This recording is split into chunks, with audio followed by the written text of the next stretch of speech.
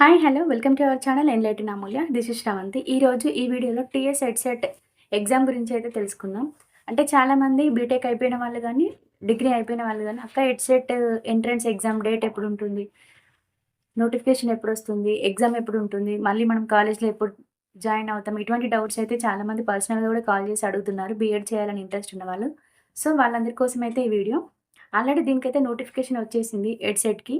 Notification వచ్చింది గానీ, online applications ఎప్పటి నుండి స్టార్ట్ అవుతాయంటే మార్చ్ 12, 2025 నుండి మే 13థ్ వరకి. అంటే ఆల్మోస్ట్ 2 మంత్స్ అయితే మనం ఈ హెడ్సెట్ ఎంట్రన్స్ ఎగ్జామ్ కోసం మనమైతే అప్లికేషన్ చేసుకోవచ్చు.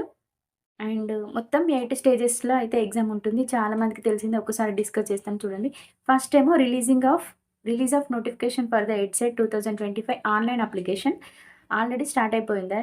ఎప్పుడు అంటే నోటిఫికేషన్ వచ్చింది. ఇది మార్చ్ 12కి ఆన్‌లైన్ అప్లికేషన్‌కి స్టార్ట్ అవుతుంది. మనం మే 13థ్ వరకి అప్లై చేసుకోవచ్చు. ఇందులో 2 ఉంటాయి. అంటే ఫిల్లింగ్ అప్ అప్లికేషన్ ఫార్మ్ ఎలా అంటే with late fee or without late fee ఎలా అయినా మనం అప్లై చేసుకోవచ్చు. అండ్ స్టేజ్ 3లో అయితే మనకి అడ్మిట్ కార్డ్స్ వస్తాయి. స్టేజ్ 4లో ఎగ్జామ్. స్టేజ్ 5లో ప్రిలిమినరీకి రిలీజ్ అవుతుంది. స్టేజ్ 6లో ఏమైనా కీ అబ్జెక్షన్స్ ఉంటే మనం పెట్టొచ్చు. మళ్ళీ 7థ్‌లో రిజల్ట్ వస్తుంది. అండ్ ఫైనల్‌గా 8థ్ స్టేజ్‌లో మనకైతే కౌన్సెలింగ్ అయిపోయి ఒక కాలేజ్ అయితే మన కోసం అలాట్ చేయబడుతుంది. ముఖ్యంగా ఈ టీఎస్ హెడ్సెట్ 2025 యొక్క హైలైట్స్ ఏంటి అంటే, ఈ ఎగ్జామ్‌ని ఈసారి కండక్ట్ చేస్తుంది ఎవరంటే, కాకతీయ యూనివర్సిటీ అయితే ఎగ్జామ్‌ని కండక్ట్ చేస్తుంది. మినిమమ్ ఏజ్ లిమిట్ ఎంత అంటే 19 years. And only application process ఎలా అంటే, ఓన్లీ ఆన్‌లైన్ మోడ్‌లోనే చేసుకోవాలి. ఆఫ్‌లైన్ మోడ్‌లో అవకాశం లేదు. కేవలం ఆన్‌లైన్‌లోనే అప్లై చేసుకోవాల్సి ఉంటుంది. అండ్ అప్లికేషన్ ఫీ వచ్చేసి అన్‌రిజర్వ్డ్ ఇంకా ఓబీసీ వాళ్ళకైతే రూ. 750 ఉంది. ఇంకా ఎస్సీ, ఎస్టీ, ఫిజికల్లీ హ్యాండిక్యాప్డ్ వాళ్ళకైతే రూ. 550 అయితే అప్లికేషన్ ఫీ ఉంది.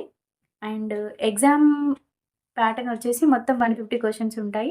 నెగెటివ్ మార్కింగ్ ఏం లేదు. ఒక క్వెషన్‌కి ఒక మార్క్. మొత్తం 2 గంటల్లో మనం 150 క్వెషన్స్ అయితే చేయాల్సి ఉంటుంది. ఈ బీఎడ్ కోర్స్ మొత్తం 2 ఇయర్స్ కోర్సు. ఈ సిలబస్‌లో మొత్తం 5 సెక్షన్స్ అయితే ఇంక్లూడ్ అవుతాయి. ఆ 5 సెక్షన్స్ గురించి నేను చెప్తాను. ఏమేమి సెక్షన్స్ ఉంటాయని. అండ్ మీడియం ఆఫ్ ఇన్‌స్ట్రక్షన్స్ మనం తెలుగులో గాని, ఇంగ్లీష్‌లో గాని, ఉర్దూలో గాని ఎక్కడైనా మనం ఎగ్జామ్ అనేది రాయొచ్చు. అండ్ టోటల్ సెంటర్స్ ఎన్ని అలాట్ చేయబడ్డాయంటే 18 సెంటర్స్‌లో అయితే మొత్తం స్టేట్ లెవెల్‌లో ఎగ్జామ్ కండక్ట్ చేయబడుతుంది. ఒక్కసారి ఆ 5 ఏమేమి ఉన్నాయో చూద్దాం. ఓకేనా? ఆ 5 సెక్షన్స్ ఏంటి అంటే ఫస్ట్ ఏమో మ్యాథమెటిక్స్, సైన్స్ అండ్ సోషల్. అంటే ఇది సబ్జెక్ట్ కంటెంట్ అనమాట. ఇప్పుడు మ్యాథ్స్ రాసే వాళ్ళు మ్యాథ్స్ ప్లస్ సైన్స్ చదవాల్సి ఉంటుంది. సోషల్ వాళ్ళైతే ఓన్లీ సోషల్. టోటల్ 60 మార్క్స్‌కుంటుంది.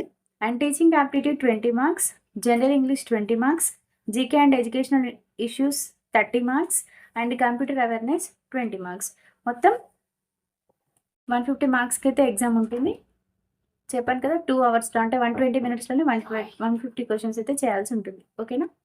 సో, ఒక్కసారి సిలబస్‌ని బ్రీఫ్‌గా ఎక్స్‌ప్లెయిన్ చేస్తాను చూడండి. దీని తర్వాత మనం ఎలా ప్రిపేర్ అవ్వాలని చెప్తాను. మామూలుగా మ్యాథమెటిక్స్ అయితే ఇక్కడ ఏంటి అంటే ఓన్లీ 10థ్ స్టాండర్డ్ వరకే మనకి సిలబస్ అయితే రావడం జరుగుతుంది. ఈ మ్యాథ్స్ చూసుకున్నట్టయితే number system, commercial mathematics, algebra, geometry, mensuration, trigonometry and data handling ఇదైతే మన maths syllabus.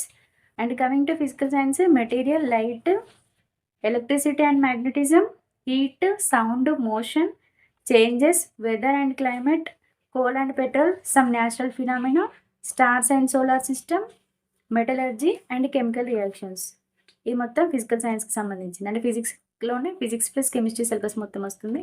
And coming to bioscience, food, living organisms, life process, biodiversity and pollution. Social వాళ్ళకైతే geography, history, political science, economics 10థ్ standard వరకు చదవాల్సి ఉంటుంది. అందులో sub topics అయితే ఉన్నాయో చూసుకోండి. అండ్ టీచింగ్ యాప్టిట్యూడ్‌లో అయితే ఎలా ఉంటుందంటే చూడండి ఒకసారి. Teaching aptitude questions will be related to understanding teaching learning process, class room management and with special reference to teacher pupil relationship. అంటే క్వెషన్స్ అడుగుతారనమాట. ఇప్పుడు మనకి టీచింగ్ యాప్టిట్యూడ్‌లో క్వెషన్స్ ఎలా వస్తాయంటే ఒక పిల్లవాడు సో అండ్ సో ప్రాబ్లమ్‌తో బాధపడుతున్నట్టయితే మీరు ఎలా రెక్టిఫై చేస్తారు? మీరు ఆ ప్యూపుల్‌కి అంటే ఆ విద్యార్థికి ఎలాంటి స్పెషల్ కేర్ తీసుకొని తనని మళ్ళీ ముందుకు తీసుకొస్తారు? అంటే నువ్వు టీచర్‌వైతే ఒక సమ్ సిట్యుయేషన్ ఇచ్చేసి, ఆ సందర్భంలో నీవు ఉపాధ్యాయుడివైతే ఎలా బిహేవ్ చేస్తావు అని ఇవ్వడం జరుగుతుంది. ఇదంతా క్రిటికల్ థింకింగ్ కిందకొస్తుందన్నట్టు. అటువంటి క్వెషన్స్‌లో మనం ఆప్షన్స్ ఎలా సెలెక్ట్ చేసుకోవాలంటే ఏది మొత్తం పాజిటివ్ క్వెషన్ పాజిటివ్ యాటిట్యూడ్‌తో అడిగినప్పుడు, పాజిటివ్ ఓరియంటెడ్‌లో అడిగినప్పుడు మొత్తం ఎక్కువ పాజిటివ్ ఉన్న క్వెషన్‌ని సెలెక్ట్ జేసుకోవాలి. నెగెటివ్‌లో అడిగినప్పుడు మొత్తం నెగెటివ్‌ని సెలెక్ట్ జేసుకోవాల్సి ఉంటుంది. క్వెషన్ టు ఆప్షన్స్ ఎళ్ళిపోతే మనకు ఈజీగా సాల్వ్ జేయొచ్చు. టీచింగ్ యాప్టిట్యూడ్ పెద్ద కష్టమేం గాదు. కొన్ని అంటే చూసుకోండి ఎలా ఉంటదంటే interest in teaching, communication skills related to teaching, nature of teaching, characteristics of learners, knowledge of teaching methods ఇలా కొన్ని అన్నీ మొత్తం టీచింగ్‌కి సంబంధించినవే ఉంటాయి. కరెంట్ జనరల్ ఇంగ్లీష్ అందరికి తెలిసిందే. రీడింగ్ కాంప్రిహెన్షన్ ఉంటుంది. Spellings, articles, preposition, tenses, subject and verb agreement, voice, reported speech, vocabulary, synonyms, antonyms వీటితో పాటు connective and linkers, rearrangement of jumbled sentences and error correction. These are the syllabus in English. And comings to general knowledge and educational ఇష్యూస్‌లో ఏముంటాయంటే questions will be designed to test ability of the candidates, general knowledge of the around him and its application. అంటే మన చుట్టూ ఉన్నటువంటి పర్యావరణం ఎలా ఉంది, దాని గురించి దానికి సంబంధించినటువంటి అప్లికేషన్స్ అయితే మనకు అడగడం India and it's neighbouring countries అనే టాపిక్ ఉంటుంది కదా, అంటే జాతీయ అంతర్జాతీయ సంబంధాలు, సదస్సులు, సమావేశాలు అవి ఇంపార్టెంట్. వాటితో పాటు ఎన్ఈపి 2020 ఇదైతే అందరు ఖచ్చితంగా చూసుకోండి, దీని గురించి రావచ్చు. ఇంకా PM Gati Shakti, national master plan, holistic education through integrations of skilling, Indian knowledge system and Parakh, PARAKH Parakh అని ఉంటుంది, దాని గురించి కూడా చూసుకోండి.